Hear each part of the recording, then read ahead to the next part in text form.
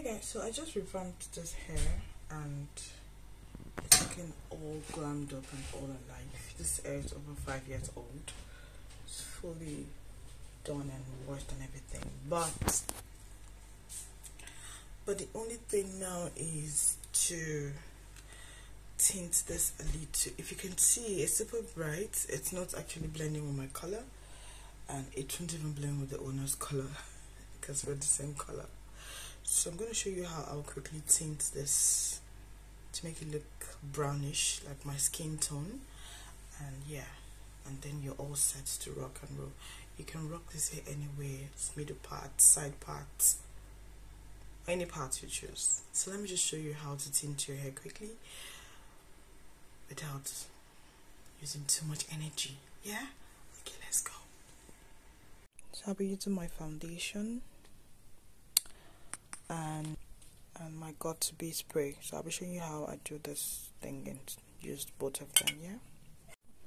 Now this is my area of concentration, the center pattern, because it's a closure wig, and this is my tiny wee bit foundation.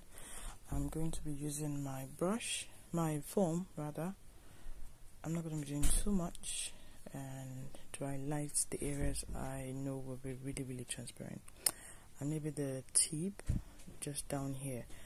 So yeah. Okay, so we've applied the foundation around the areas where we think matters the most, and I do it from the rear because I prefer to do it from the back, and do what you like. So I'm just going to spray my got2be just to make it stick and last long and not go all over my head or my face or my client's head.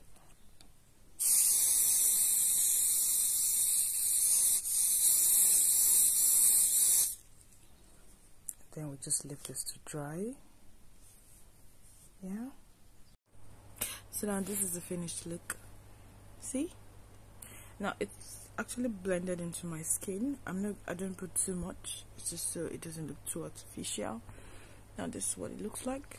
And I allowed my got2be glue to dry up before putting on. So you have to be ready for that because you don't want it to pour on your forehead or stuff.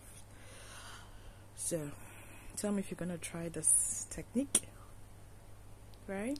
Leave a comment, save for later, and share this video if you found it useful. Bye guys.